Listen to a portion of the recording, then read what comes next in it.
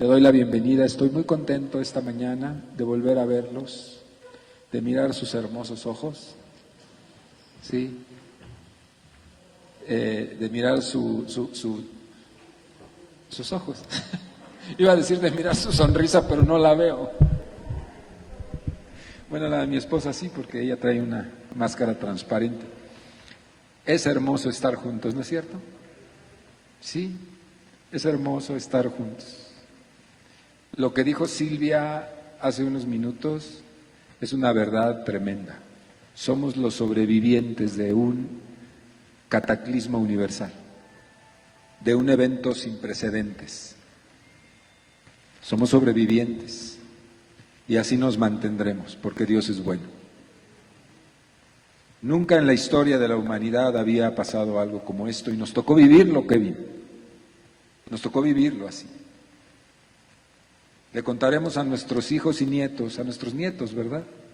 Les contaremos que sobrevivimos porque Dios fue bueno, que la mano de Dios estuvo con nosotros. Sí, gracias, gracias a Dios. Quisiera que cerraras otra vez tus ojos unos segundos y le dieras gracias a Dios, porque hasta aquí te ha guardado, como a mí, como a todos. Dale gracias al Señor.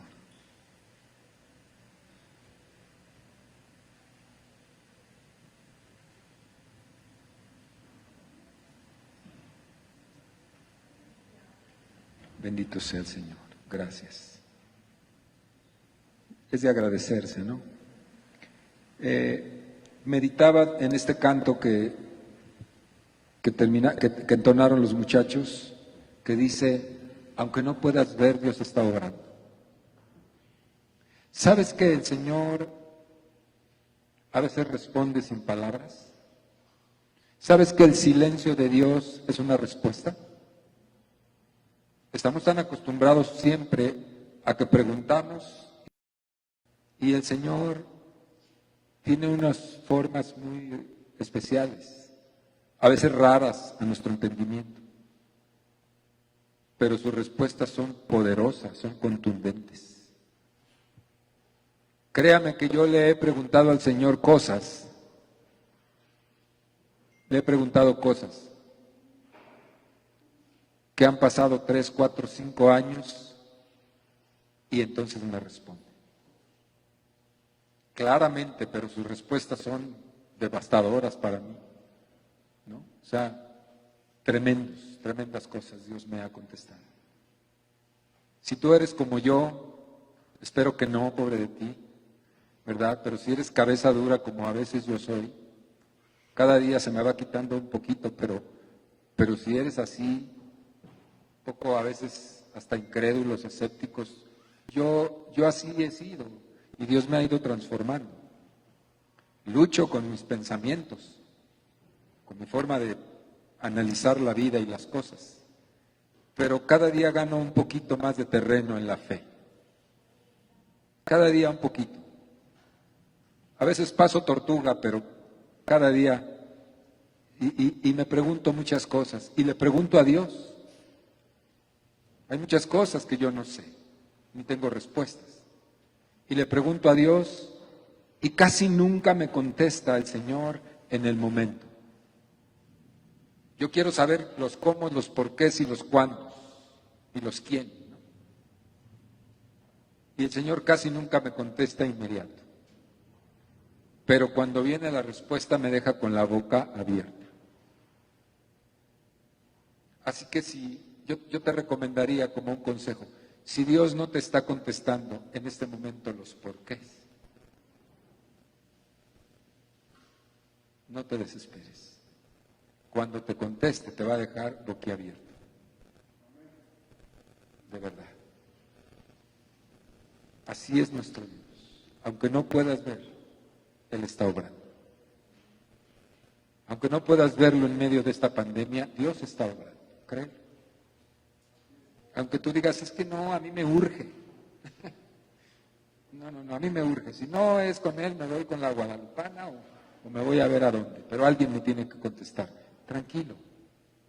No es así. Dios no tiene prisa. pero Él está obrando. Dios está obrando. ¿Cuánto lo creen? Como 6 o 7, pero con esa fe tenemos. ¿Cuántos creen realmente eso? De verdad, creo que más, ¿verdad? Argemiro lo cree a grito pelón. Gracias a Dios. Anime el corazón, mi hermano. Dios está en medio de nosotros. Abramos los ojos porque Él está ahí. Tenemos muchos testimonios en esta pandemia que contar.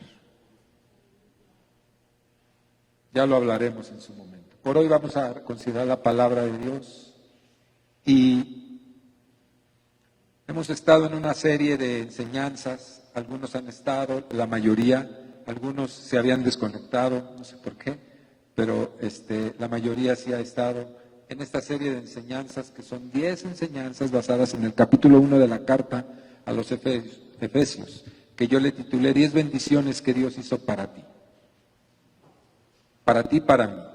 10 cosas que significan bendición para nuestras vidas. Y hemos estado analizando estos versículos del primer capítulo y llevamos 4. El primero fue, soy bendecido para agradecer.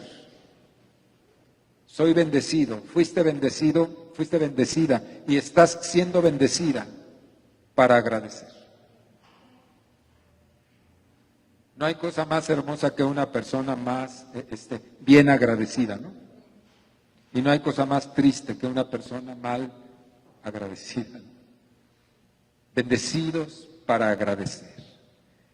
La otra fue, soy elegido o fui elegido, fuiste elegido con propósito. Dios te escogió, Dios te eligió con un propósito específico para Él. Esa fue la segunda. Las hemos enviado por grabación, así que si usted no sabía, consígala, por favor.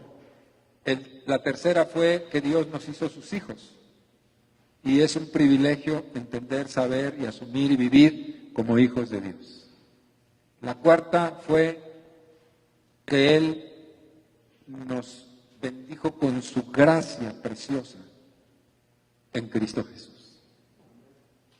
Esas cosas ha hecho. Y alguno dirá, bueno, pues son cosas así como conceptos. No son conceptos, son realidades.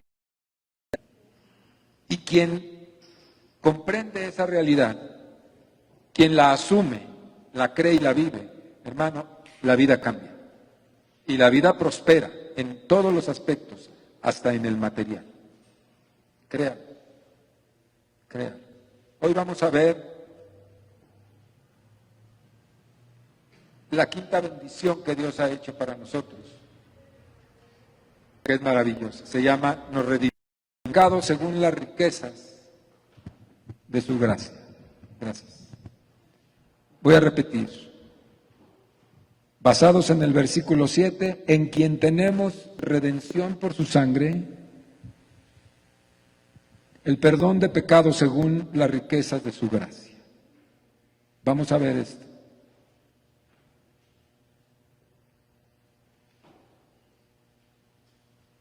El libro del Éxodo, el libro bíblico del Éxodo, nos cuenta una historia antigua de un pueblo que era esclavo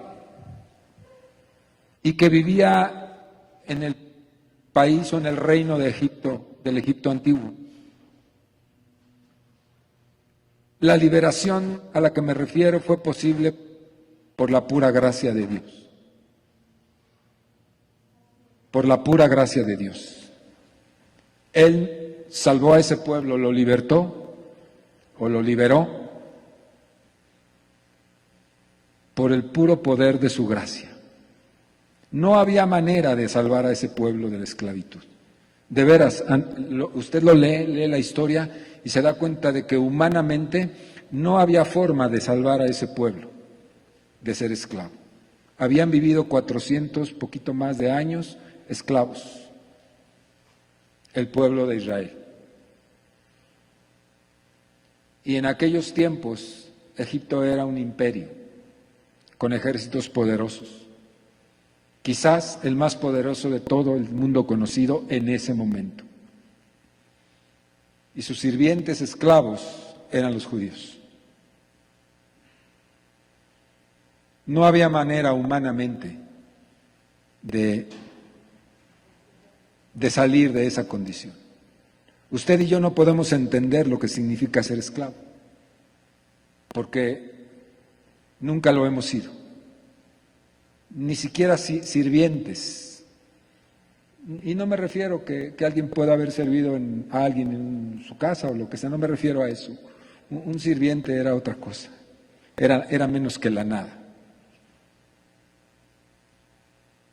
Pero la esclavitud es, o fue en aquellos tiempos, una forma de inexistencia. Era como si no existiera la gente. No tenían ninguna consideración, no merecía nada un esclavo, ni la opinión, ni el derecho a hablar. Era alguien utilizable y así vivían ellos. Y Dios, por su pura gracia y voluntad, decidió liberarlos, según el libro del Éxodo. Fue de una manera sobrenatural y milagrosa por donde le veas.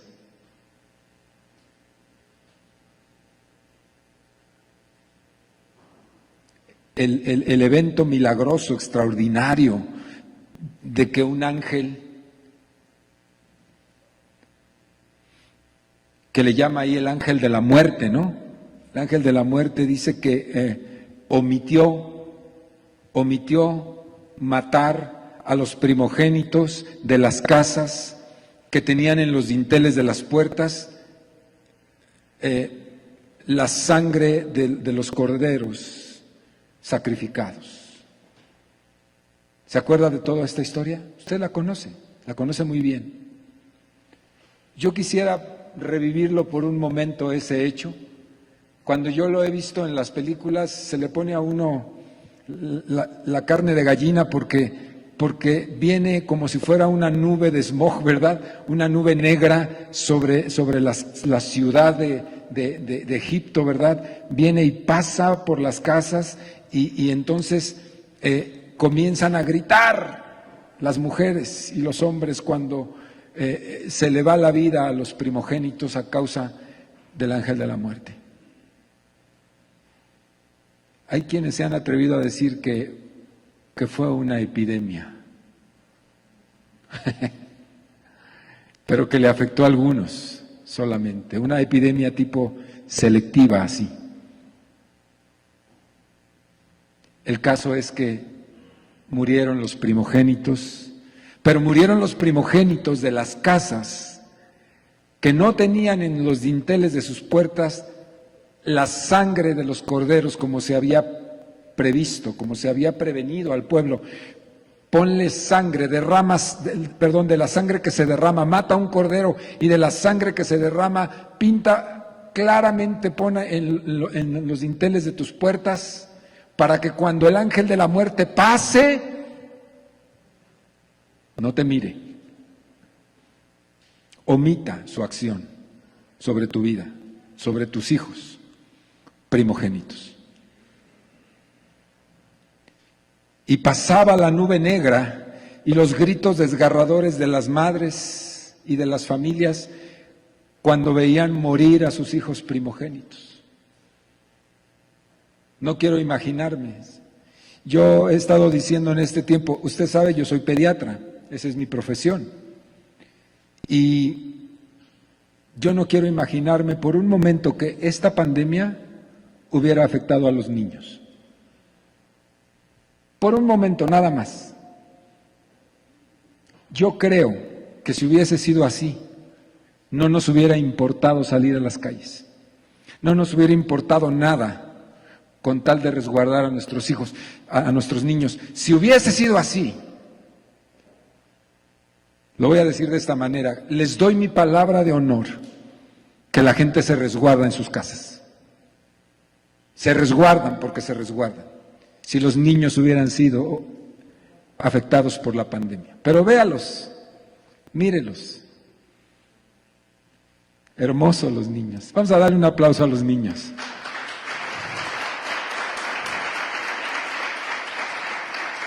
¿No son hermosos los niños?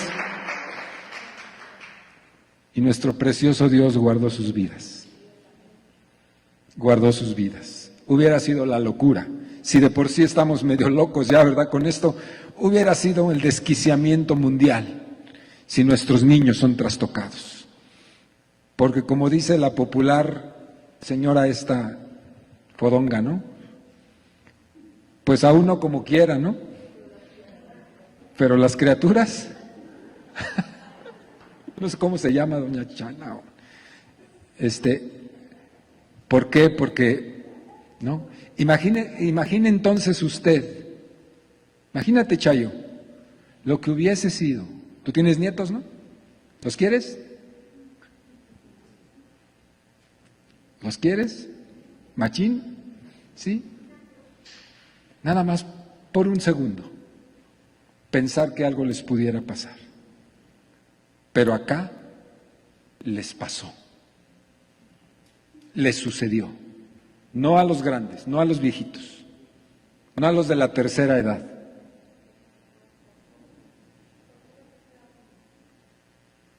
Todos los primogénitos, chiquitos, medianos, grandes, los primogénitos, les sucedió.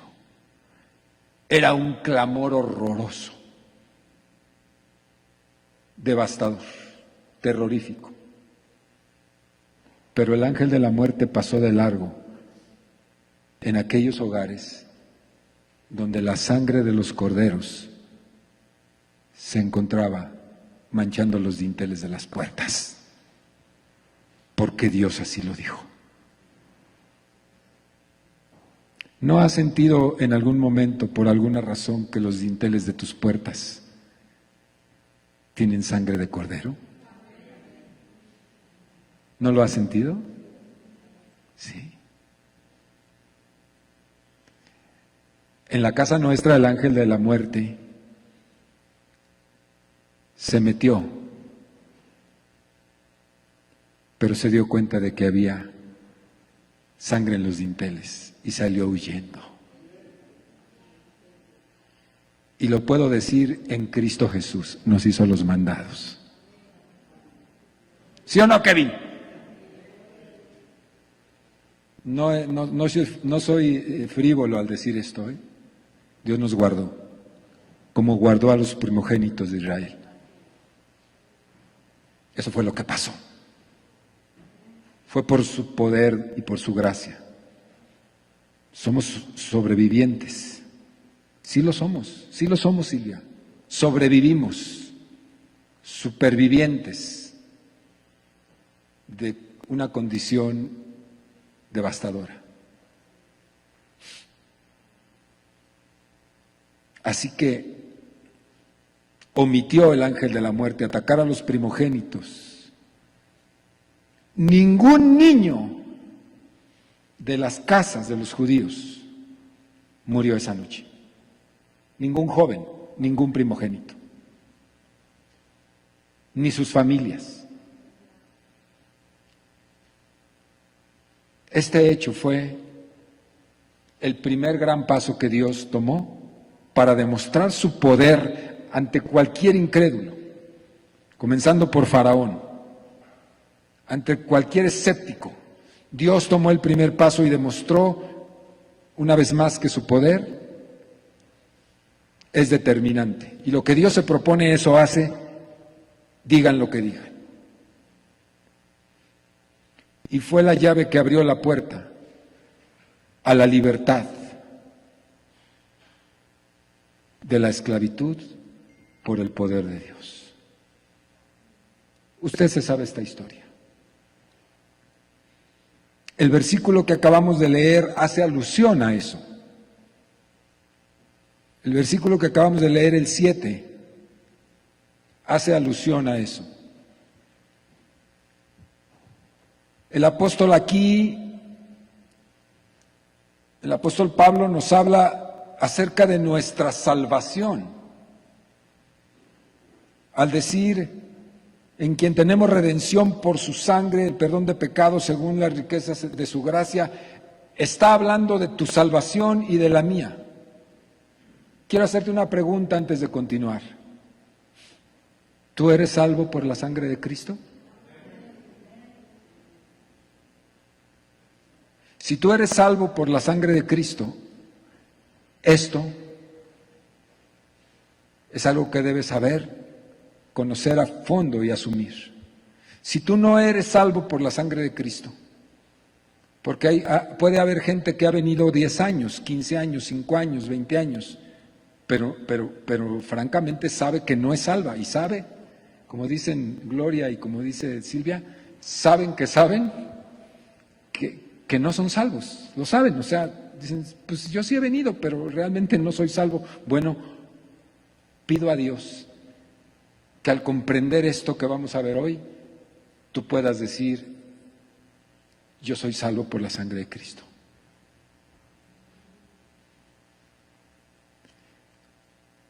Habla de la salvación, de nuestra salvación, usando este hecho histórico como una metáfora, basado en ese acontecimiento sobrenatural, poderoso, que vivió el pueblo de Israel en la antigüedad, en Egipto. Todos los que somos salvos y lo asumimos como tal, fuimos sacados de la esclavitud del pecado. Esa es la metáfora que usa. Más bien, esa es la realidad a la que esta metáfora, a la que se está refiriendo el apóstol, usa. Al igual que el pueblo de Israel, todos nosotros, en otro tiempo, no habíamos hecho cosa alguna para merecer el favor de Dios. ¿Sí está de acuerdo conmigo? ¿O alguien había hecho tantos méritos como para que el Señor un día le dijera, bueno, a ti te salvo? No, nadie de nosotros, todo lo contrario.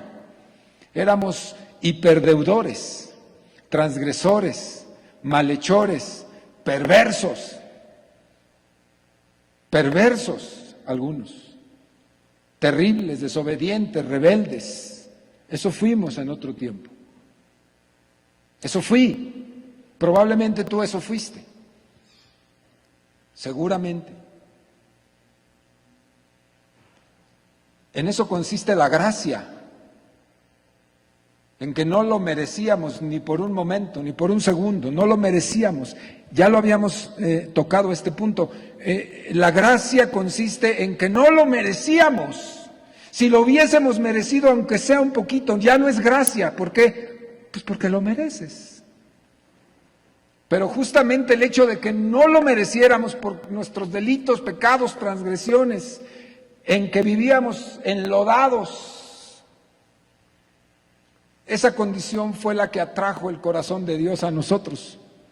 Dios tiene un imán, un magnetismo, ¿cómo decirlo? Una atracción muy especial ante los miserables, hacia los miserables, como lo fui yo.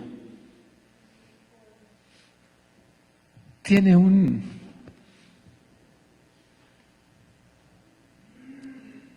afecto muy especial. Se llama amor.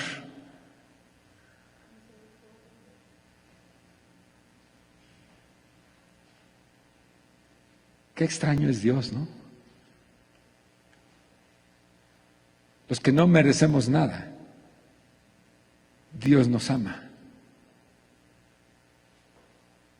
Si yo digo, levante la mano, ¿quién no merece nada? Pues yo soy el primero, ¿no? Y probablemente la mayoría de aquí levantaría la mano. Francamente, pastor, yo no merezco nada.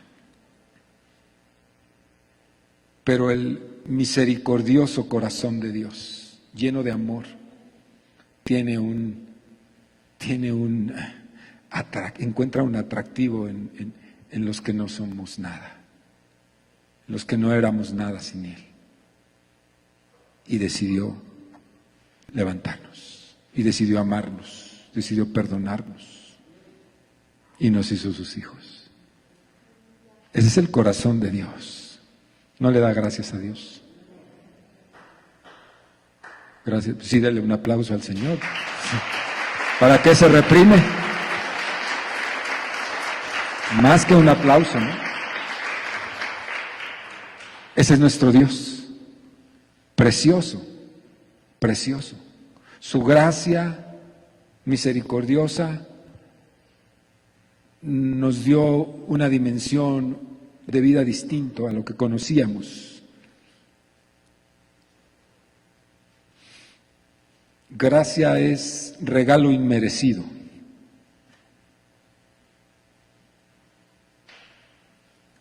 Fue sobre nosotros, nos cayó encima, nos abrazó,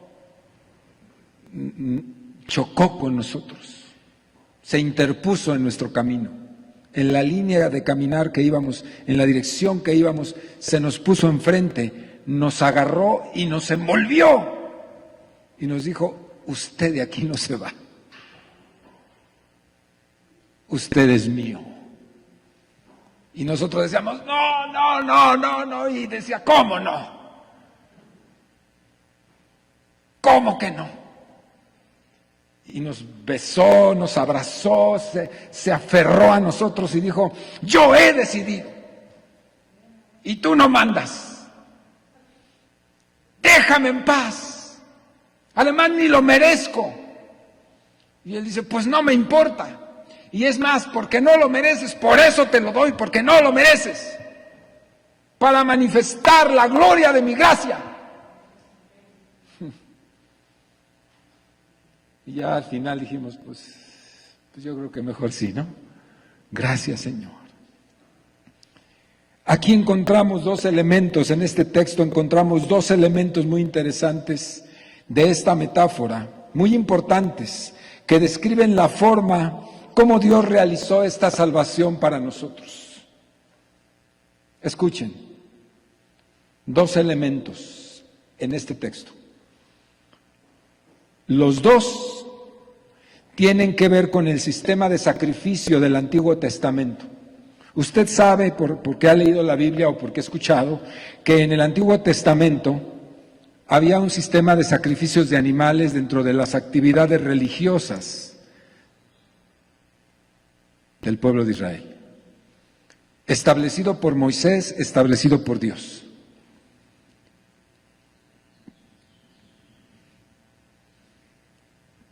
Y estos dos elementos que nos llevan a ese sistema de sacrificios, que toman elementos de ese sacrificio, estos dos aspectos. Uno es de naturaleza comercial y el otro es de naturaleza cultural. Y quiero hablar un poco de eso. Estamos hablando de la cultura judía, cómo eran en el tiempo del desierto, cuando sacrificaban animales, en el culto a Dios. Eso lo había establecido Moisés por orden de Dios y lo ejecutaba Aarón. El primer elemento de esta expresión que dice: en quien tenemos redención por su sangre, habla de que los esclavos de aquel tiempo se vendían y compraban a precio. Cualquier esclavo podía ser adquirido por una buena suma de dinero y tenía que someterse a quien lo compraba. Y el valor de un esclavo dependía de sus características. Si era mujer o si era hombre, tenían precios diferentes por aquello de la fuerza de trabajo. Si era joven o más viejo, o si era niño, tenían diferente precio. Si era guapo o feo o fea, también tenía precio, créalo. O sea, se tasaban los precios y decían: este te lo vendo más caro porque está más joven, este porque está guapo, porque usted entenderá que en el esclavismo había mucho abuso sexual, perversiones terribles, y muchos compraban esclavos para abusarlos. Por eso ese aspecto también tenía mucho que ver. Y el esclavo no podía hacer nada, ni decir nada, absolutamente nada. Es más, los hijos de los esclavos en una casa no eran propiedad de los padres esclavos, eran propiedad del patrón. Y si el patrón, después de que una niñita o un niño crecía y tenía cierta edad, le agradaba el niño, era de él. ¿Usted vio la película 10 años esclavos? 12 años. ¿Lo vio? Eso es una caricatura, pero es una gran realidad. Caricatura de lo que realmente pasaba. El esclavismo era espantoso. Ellos eran los dueños y podían hacer con la vida de los esclavos lo que quisiera. Solo imagínese todo lo que podría suceder. Un esclavo se compraba, se vendía a cierto precio, era legal y aceptado socialmente el esclavismo. En tiempos del Señor.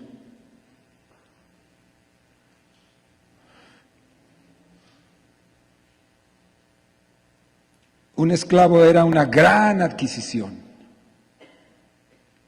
en virtud pues, de que era mano de obra barata, inteligente, ¿sí? Y solo un libre podría comprar un esclavo. No cualquiera compraba un esclavo, solamente un libre y pudiente económicamente. Eran muy caros. No se imagine usted que iba y compraba un esclavo con una quincena, ¿no? No, eran muy, muy caros, era una adquisición muy onerosa. Y los que los compraban pues eran los que tenían recursos. Y ellos hacían certificados de esclavitud.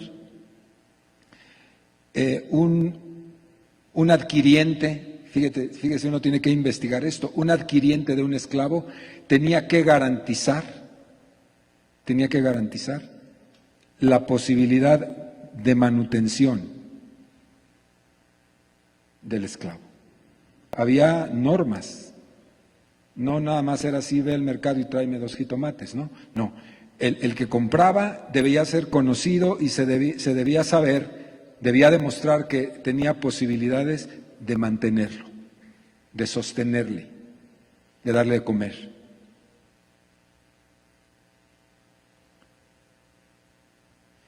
Por supuesto que todo esclavo soñaba con su libertad,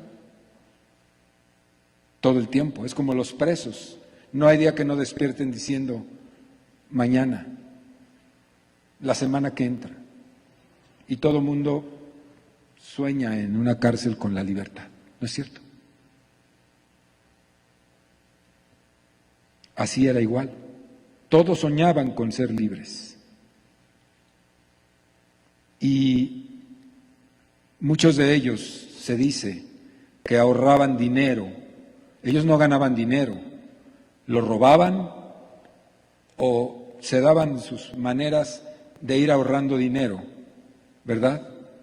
De alguna manera, para que un día, pensando en que ellos podrían comprar su libertad a través de otros esclavos que un día lo fueron y que fueron liberados. Era la única manera en que ellos podrían entender que podrían ser libres. Alguien que por alguna razón fue liberado y le dieron su certificado, su anillo o algún báculo de libertad, que cada vez que le decían, tú eres esclavo, él tenía que mostrar y decir, fui esclavo, pero ya soy libre, fui comprado, ¿verdad? Y liberado. Entonces, ese podía comprender el dolor de un esclavo. Y había quienes se dedicaban a eso, una especie de coyotes, ¿no? Que se dedicaban a liberar esclavos por sus propios recursos o porque había esclavos que, habiendo hurtado dinero o no sé, de alguna manera que habían ahorrado durante toda su vida, hacían contacto con este libertador y le decían, mira, tengo $10,000, quiero mi libertad, ayúdame. Y entonces este libre, si reunía las características que debían reunirse para poder liberar a un esclavo, iba y lo compraba. Si el amo lo quería vender, porque esa era otra, ¿verdad? Y le llegaba al precio y entonces podía hacerlo libre. Qué difícil, ¿no le parece? Qué difícil. Era muy remota la posibilidad de ser libre. Cuando el apóstol Pablo aquí habla de redención, de eso está hablando. La palabra redención viene de esta idea que estoy yo mencionando. Todo aquel que compraba un esclavo y lo dejaba libre, estaba haciendo un acto redentor. De ahí viene la palabra, lo redimió, lo redimió. Y la palabra que usa aquí el apóstol Pablo es, nos redimió. No está matizada. Era una palabra fuerte, lo que pasa es que hoy en el lenguaje y en el español no se entiende como tal. La gente no sabe ni qué significa esa palabra. La oye y la conoce, pero no sabe lo que significa haber redimido. En el contexto de entonces, quien oía lo redimió, se quedaba con la boca abierta diciendo, ¿quién lo redimió? ¿Qué suerte tiene este de haber sido redimido siendo esclavo, no siendo nada en la vida, no teniendo propósito en la vida, siendo martirizado como lo era? ¿Qué suerte tiene? ¿Quién hizo tal obra? ¡Qué hombre generoso! ¡Qué hombre bondadoso! Se atrevió a pagar precio por cuando vivía una vida de miseria, de ultraje, de humillación, de pasar desapercibido toda su existencia. Alguien vino y de no ser nada lo hizo ser alguien. ¿Quién fue? La palabra era fuerte, la palabra era significativa, era magnánima la palabra. Era magnánima la palabra. Poco usual porque no sucedía casi. Y aquí el apóstol Pablo dice, en quien tenemos redención. Cuando está hablando de Cristo en los versículos anteriores, en el contexto anterior, está diciendo nos liberó, nos dio de su gracia, nos hizo hijos en Cristo Jesús. Continúa aquí en este versículo diciendo, Jesús, en quien tenemos redención. Es decir, Él, Jesús, Dios, envió a su Hijo para pagar el precio altísimo, para sacarnos de esa esclavitud en la que vivimos todos nosotros, en la que viviste tú. Y que espero no quieras volver a ella. Yo no quiero.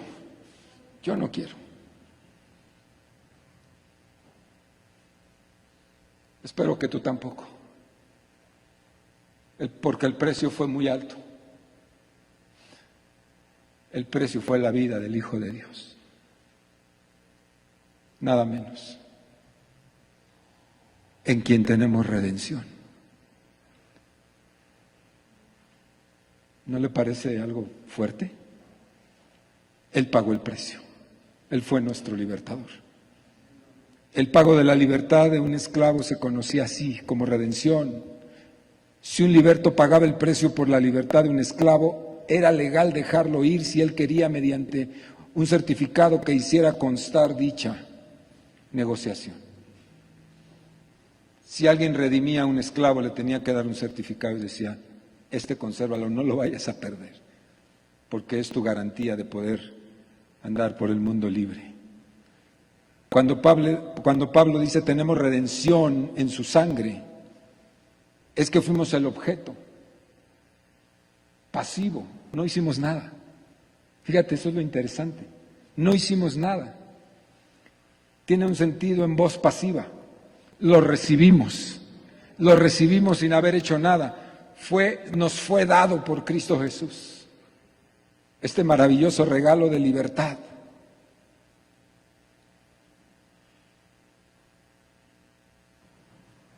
Ese es el elemento de negociación a que hace alusión este pasaje. Dios negoció. Dios negoció. Respetando sus propias leyes, Dios negoció. Éramos de Él y por nuestra cabeza decidimos alejarnos de Él y nos perdimos de Él y Dios nos perdió. Pero Él mismo toma de su propia iniciativa y decide venir y comprarte a precio de su propia vida, igual que a mí. Esa es la negociación muy dura, muy cara, terrible para el corazón de Dios. Cuando Cristo está en la cruz del Calvario pagando el precio por mí, cuando Él estaba en la cruz del Calvario pagando el precio por mí, muriendo, sufriendo, agonizando.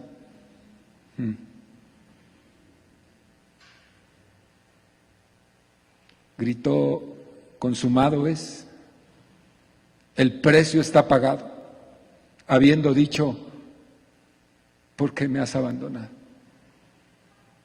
Sufrimiento indecible, pagando el precio de mis pecados en la cruz. Y el corazón de Dios partido volteó los ojos y el rostro de Cristo con gran dolor. Eso costamos. Por eso, mi amado, nunca te menosprecies, ni permitas que nadie te menosprecie. Nunca menosprecies la obra de Dios, ni permitas que nadie la menosprecie. La iglesia es muy valiosa. ¿Sabes por qué? Porque en medio de toda la imperfección que tenemos, somos personas compradas a precio. El precio de la vida del Hijo de Dios. Y cualquiera que afrenta eso, se condena. ¿Se entiende eso que estoy diciendo? Cualquiera que afrenta a la iglesia, está afrentando a Dios mismo. Esa es la razón. La gente sí, pues somos bastante chafas, ¿no? Muchos. El primero yo, llenos de defectos. Es una realidad que vemos, pero el que es espiritual entiende lo que significa el ser iglesia. Por eso no podemos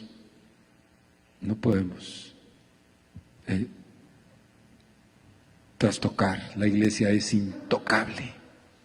Intocable, intocable. ¿Sí queda claro eso? Estamos viendo las razones. Número 2, en esta aseveración, en quien tenemos redención por su sangre, es que hay un elemento cultural. Aunque esta carta fue escrita para los efesios, que eran más griegos, de pensamiento más griego, ¿verdad? Había muchos judíos y cualquier judío que leía esto entendía rápidamente que en el desierto Moisés ordenó sacrificar corderos cuya sangre era el precio del perdón de los pecados del pueblo en Israel cada año. Esto lo conocían bien. Cualquiera que oía las palabras de Pablo diciendo esto, rápidamente se transportaba al tiempo de los sacrificios en el desierto. La ceremonia ritual consistía en verter sangre sobre el propiciatorio en el lugar santísimo, quedando este mueble completamente cubierto por la sangre de un cordero sacrificado, ¿sí? Lo cual simbolizaba el lavamiento de todas las transgresiones ante los ojos santos de Dios, ¿sí? Para lavar los pecados del pueblo cada año. Esta alusión que hace el apóstol Pablo habla de lo que Cristo hizo por ti mi hermana, por mí, por ti joven, por ti señorita. Por más indiferente que pudieras mostrarte ante esto, la realidad es que Dios lo hizo por ti y lo tienes que asumir. aunque no te importara mucho. Lo tienes que asumir, lo debes asumir.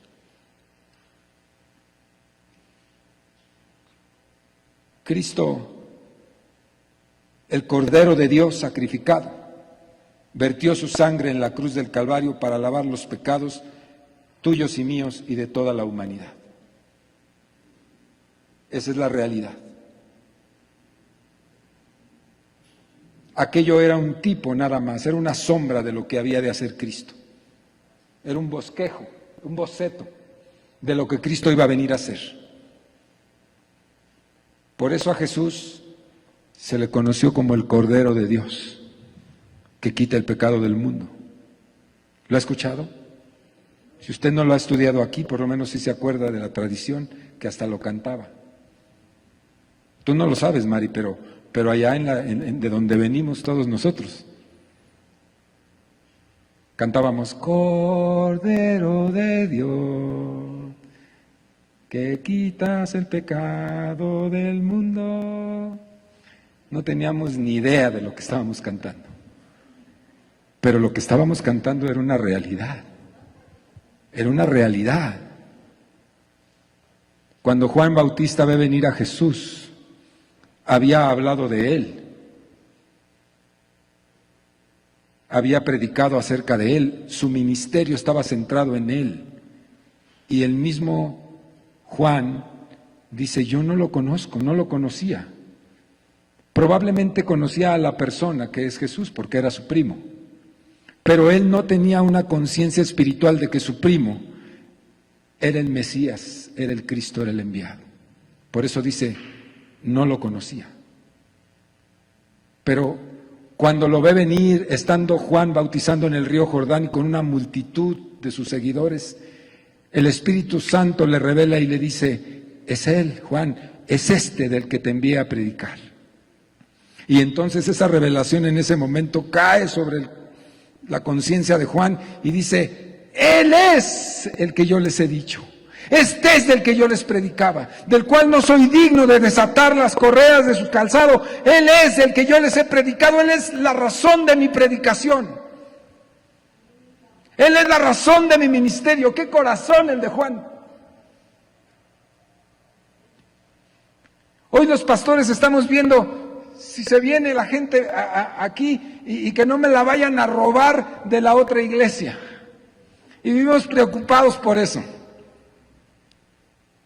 Por favor,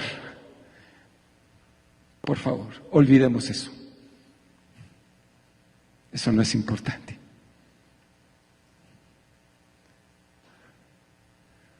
Juan le dijo, Él es el Cordero de Dios que quita el pecado del mundo. Les estaba diciendo, muchachos, todos los que me han seguido durante 10 años, 20 años, váyanse detrás de Él porque Él era el que yo anunciaba. ¡Qué libertad! ¡Maravilloso! ¡Qué ejemplo! Si van a seguir a Cristo y se van, váyanse. Pero encuéntrenlo.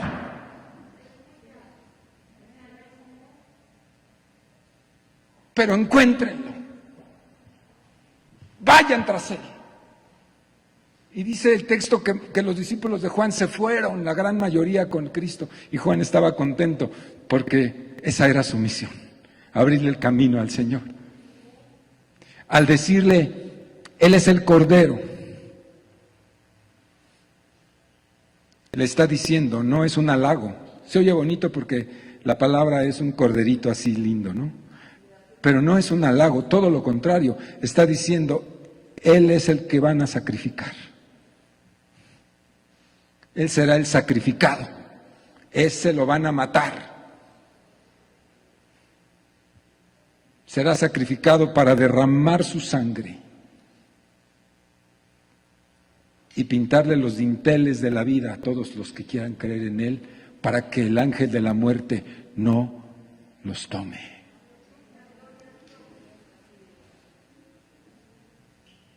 Eso es lo que está diciendo aquí, por su sangre, por su sangre.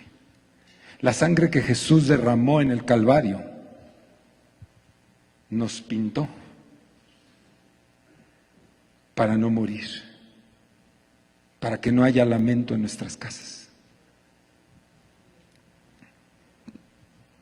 Esa es la enseñanza. Precioso, ¿no? Le tengo una buena noticia. Usted no morirá. El ángel de la muerte no tiene potestad sobre su vida. No morirá. El cascarón, el cuerpo se puede morir. Ese pues, ¿verdad? Tanto que lo cuidamos, tanto miedo que tenemos de que se nos vaya a morir, ¿verdad? Tanto que estamos ahí gastando dinero para que no se afecte, ¿no? Claro, nos duele. No lo digo tan simplemente, pero sobre nuestra vida espiritual, sobre nuestro espíritu, la muerte ya no tiene señorío, porque estamos cubiertos con la sangre del Cordero de Dios. Somos eternos para vida eterna. Amén. Yo les pido, delante de mi esposa, el día que yo me muera, como dice la canción, sí, pues si me estiman y me aman, derramen 3 lágrimas. Pero después de derramarlas, échense un canto de esos de alabanza. Yo ya tengo preparados mis 2 cantos que quiero que se entonen cuando yo me muera. Y alégrense, luego se los digo. Alegre, ya ese día nos va a llegar a todos. ¿Nos va a llegar a todos, sí o no? ¿Sí o no? Sí, tarde o temprano. Unos más tarde, otros más temprano nos va a llegar, si Cristo no viene antes, claro. Si viene antes, pues a ninguno, ¿verdad? Pero eso nos va a pasar a todos. Y tenemos que mentalizarlo, entenderlo. ¿Sí? Pero es el cascarón, es el pellejo. Nosotros tenemos vida eterna, porque Cristo pagó el precio para que la muerte no se enseñoree de nosotros. Denle un aplauso a Cristo por eso. Denle un aplauso a Cristo fuerte por eso. Él merece ese aplauso y mucho más que eso.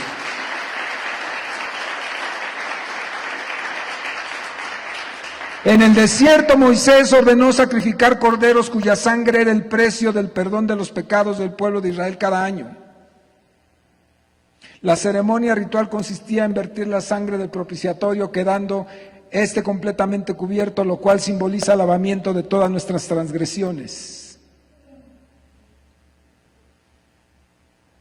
Cristo, el Cordero de Dios sacrificado, vertió su sangre en la cruz para lavar los pecados de la humanidad, cubriendo multitud de pecados ante los ojos de Dios. Por eso Juan en su primera carta dice: pero si andamos en luz, hablándonos como cristianos, dice: amados, si andamos en luz como Él está en luz, tenemos comunión unos con otros, y la sangre de Cristo, Jesucristo, el Hijo de Dios, nos limpia de todo pecado.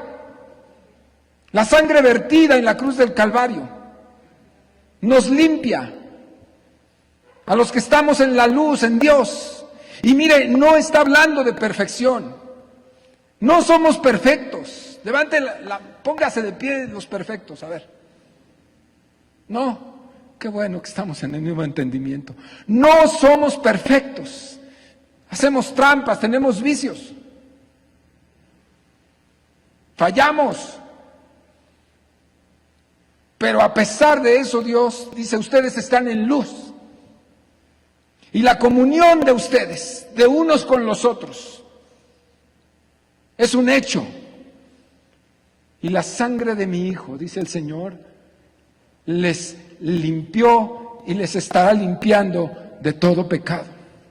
Eso lo dice Primera de Juan 1:7, por si alguien lo duda. Hermoso. El resultado directo de la acción redentora de Jesucristo es el perdón de los pecados. Para ser claro, Cristo me redimió, su sangre me lavó de pecados, quedan perdonados. No tengo que estarme condenando ya por los pecados. Él me liberó, Él me limpió, Él me lavó, si me he arrepentido. Es un hecho consumado. Como decía nuestro maestro, un auristo perfecto.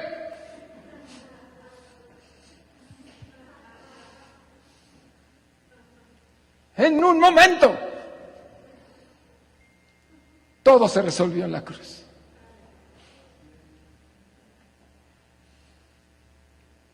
Y mire lo que dice 2 Corintios 5:18. Dice, y todo esto proviene de Dios, quien nos reconcilió consigo mismo por Cristo y nos dio el ministerio de la reconciliación, que Dios estaba en Cristo reconciliando consigo al mundo, no tomándoles en cuenta a los hombres sus pecados, y nos encargó a nosotros la palabra de la reconciliación. ¡Uf!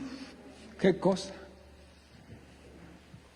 Que Dios estaba reconciliando al mundo consigo. Esto no lo entiendo. Por favor, Señor, ilumina este cerebro tan limitado. Yo no lo entiendo. Que Dios andaba reconciliando a los hombres diciéndole, ven, mira, yo te amo, el Dios todopoderoso, el creador del universo, el que puso las estrellas en su lugar, el sol en su lugar y los hizo girar hasta el día de hoy. Viene y baja y te dice, Kevin, vente, yo te amo, ven, abrázame, mi amor es para ti.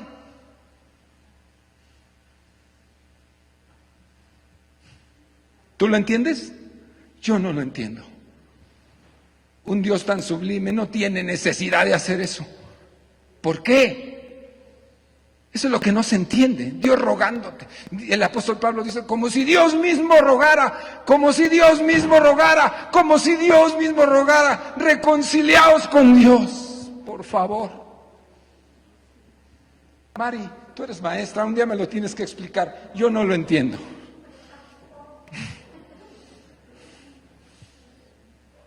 Por eso,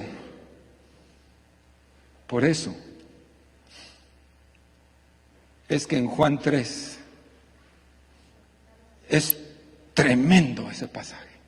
Por eso dice, el que cree no será condenado, pero el que no cree ya ha sido condenado, por cuanto no creyó en el nombre del unigénito Hijo de Dios, que vino al mundo, que la luz vino al mundo. Escuche esto, que la luz vino al mundo y los hombres le dieron la espalda, prefirieron vivir en las tinieblas porque sus obras eran malas. En eso consiste la condenación. No en que seas perfecto, que hagas cosas buenas o malas y después las pesamos y a ver cómo te va. Hombre, si fuera por eso, pobres de nosotros. ¿En qué consiste? ¿En qué consiste la condenación? En que Él te dijo, ven, reconcíliate conmigo, te lo ruego.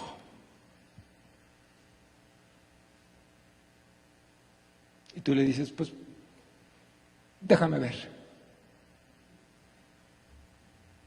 mañana. O no me interesa tu oferta ahorita, todavía no. En eso consiste la condenación. ¿Soy claro en lo que estoy diciendo?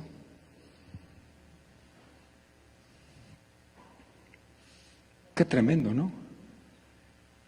Pero vea qué hermoso. Dice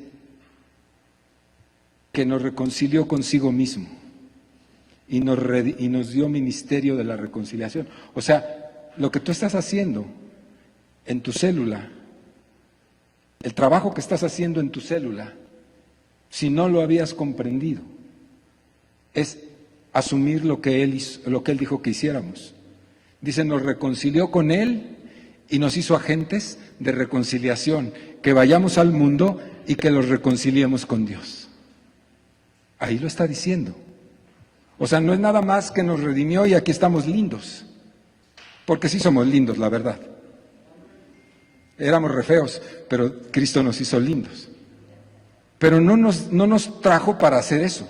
Nos trajo para que, así como Cristo nos redimió, nosotros vayamos y redimamos en su nombre a los que no tienen redención y viven en esclavitud. Eso es lo que está diciendo este otro versículo de Corintios. Su intención final, según este versículo, era que regresáramos al origen, que es Dios. ¿Sabías eso? Dios no nos salvó para portarnos bien. Quítate ese chip. Dios no nos salvó para portarnos bien. Claro que su naturaleza en nosotros nos hace hacer lo correcto, eso es distinto. Pero la meta final de Dios no es que seamos bien portados. Si creemos eso no hemos entendido nada. No es portarse bien, eso es rebajar la obra de Cristo a una conducta. Hay gente allá en el mundo que se porta mejor que muchos de los que estamos aquí, de otras iglesias, de esta no, de otras. Hay mucha gente en el mundo mundial que tiene mucha más moral, que tiene mucha más corrección en sus formas de comportarse que muchos que integran la iglesia. Entonces estaríamos fritos. Si nosotros rebajamos nuestra creencia a portarnos bien y que con eso estamos bien delante de Dios, no hemos entendido ni papa. Nada. Dios nos reconcilió consigo mismo para que regresáramos al origen con Él. Salimos de Él, nos perdimos y el pago alto que Dios hizo fue para volver a tenernos junto a Él, aquí, como decíamos en la otra predicación, juntito a su pecho, oyendo latir su corazón y Él amándonos. Ese es el asunto. Ese es el asunto. Yo cuando veo a las mamás dándole pecho a su hijo, es uno de los cuadros más tiernos que uno puede ver. Porque le está dando de su vida. ¿Se entiende eso? De los 0 a los 6 meses, un niño vive y se robustece y crece sin tomar absolutamente ningún otro alimento durante 6 meses más que la leche materna. ¿Sabía usted eso? Ese es el cuadro. ¿Sí, doctor? Ese es el cuadro. Dios amamantándonos, creando un vínculo poderoso entre Él y nosotros, nadie en medio de nosotros, y dándonos de su vida, alimentándonos, robusteciéndonos, haciéndonos crecer. Esa es la imagen, nunca lo olvide. Ese fue el propósito. Cuando usted diga, ¿para qué Dios me salvó? ¿Para qué Dios? Todo este asunto de que la iglesia, de que no se enfoque en la iglesia en ese sentido. Enfóquese en el cuadro de la madre amamantando a su bebé. Dios nos alimenta con sus pechos. Esa era la razón por la cual nos salvó, para alimentarnos de su propia vida. Cuando a usted se le olvide, se extravíe o pierda la brújula, vuelva a esa imagen, a la imagen de la madre amamantando a su bebé. Usted es el bebé, yo soy el bebé. Su propósito era ese, tener comunión con nosotros, tenernos cerca. Nuestro Padre y Creador nos quería cerca de Él para amarnos y para que le amásemos. Por su solo deseo restableció nuestra relación quebrada. Y el otro aspecto que contempla aquí es que Dios pasó por alto nuestras transgresiones, quitando de raíz el poder del pecado y de la muerte, que nos mantenía esclavos del pecado. Pecados hace alusión a los actos deliberados que afrentaban a Dios, porque perdimos el camino. Termino. Dice al final del versículo, qué versículo tan corto, ¿no? El perdón de pecados según las riquezas de su gracia. Todo esto fue en el marco misericordioso de su gracia, que ya hemos estado tocando una y otra vez. Y aquí dice que es superabundante en riquezas. Dice las riquezas de su gracia. Es la forma siempre generosa con que Dios hace las cosas, congruente con su extraordinario amor. Congruente. Dios no se limita. Cuando habla de las riquezas de su gracia, habla de la abundancia de su vida en nosotros. no fue escaso, no fue tacaño. Siempre abundante.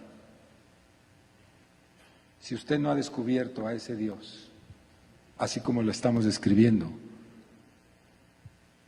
venga y conózcalo. Ese es el Dios que tenemos. Es el Dios que tenemos. Pónganse de pie, por favor. Gracias, Señor. Vamos a orar.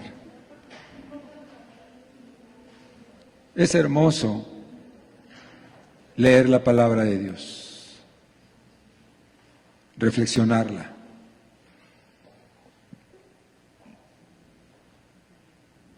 ¿Usted cree que el Dios que nos redimió por su sangre, la sangre de su Hijo, y que nos perdonó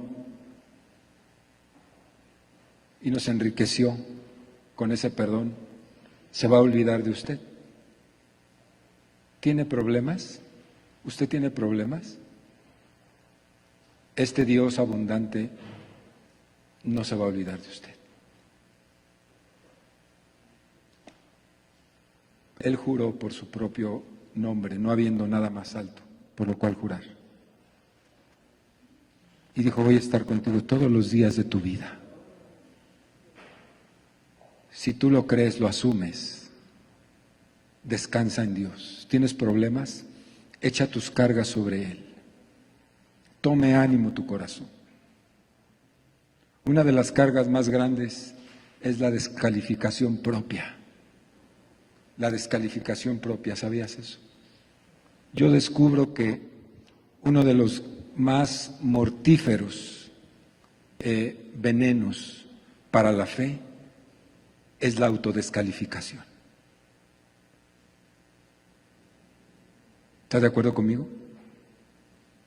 Somos crueles con nosotros mismos. No estoy diciendo que seamos cínicos, no estoy diciendo eso. Estoy diciendo que nosotros nos autocondenamos tanto, por eso se nos amarga la vida tanto. Somos tan culpables ante Dios, ante nosotros mismos. Ante Dios no, ante nosotros mismos. Ante Dios no, porque Cristo nos bañó con su sangre y Dios nos ve aceptos delante de Él, ya lo vimos. Pero nosotros mismos no terminamos de perdonarnos. Por eso tenemos tanta amargura en el corazón. Cuando Dios te está diciendo, pero Rosita, si tienes 20 años que me aceptaste y que me entregaste tu corazón y ese día yo te perdoné, ¿por qué vives con esa lastre de culpabilidad en tu vida que te ha bajado como 30 kilos de peso? ¿Por qué vives con esa tan mala calidad de vida, sintiéndote miserable todo el tiempo? Te ha amargado y ahora andas señalando a todo el mundo. ¿Por qué? No hagas eso. Estás perdonada. Quita toda esa amargura. Yo te perdoné. Perdónate. Olvídalo. Estamos a cuentas. El precio lo pagué yo. Lo que tú debías, el precio lo pagué yo. Ya está liquidada tu deuda. Cierra tus ojos. Vamos a terminar. Padre, en el nombre de Jesús. Tócanos, tócanos, tócanos, tócanos. Abre nuestro entendimiento, Padre, para explorar, para asimilar, para dimensionar tu maravillosa obra redentora para con nosotros. Si lo entendemos, nuestra vida se transformará, vendrá libertad, quitará culpas, complejos, amarguras, daños, cerrará heridas abiertas, autoestima lastimada, quitará todo eso y nos hará libres, gozosos, felices, porque tu gracia es superabundante para nosotros. Te creemos, te creemos, te creemos, Señor. Gracias por este regalo tan maravilloso, en el nombre de Jesús. Señor, te pido por cada hermano y hermana que está aquí, que ha venido sufriendo que ha venido temeroso, que ha venido con incertidumbre, que tiene ansiedad por los tiempos que estamos pasando, te ruego con todo el corazón, levántate en medio de su vida, sánales, libéralos. En el nombre de tu precioso Hijo Jesús. Amén. Amén.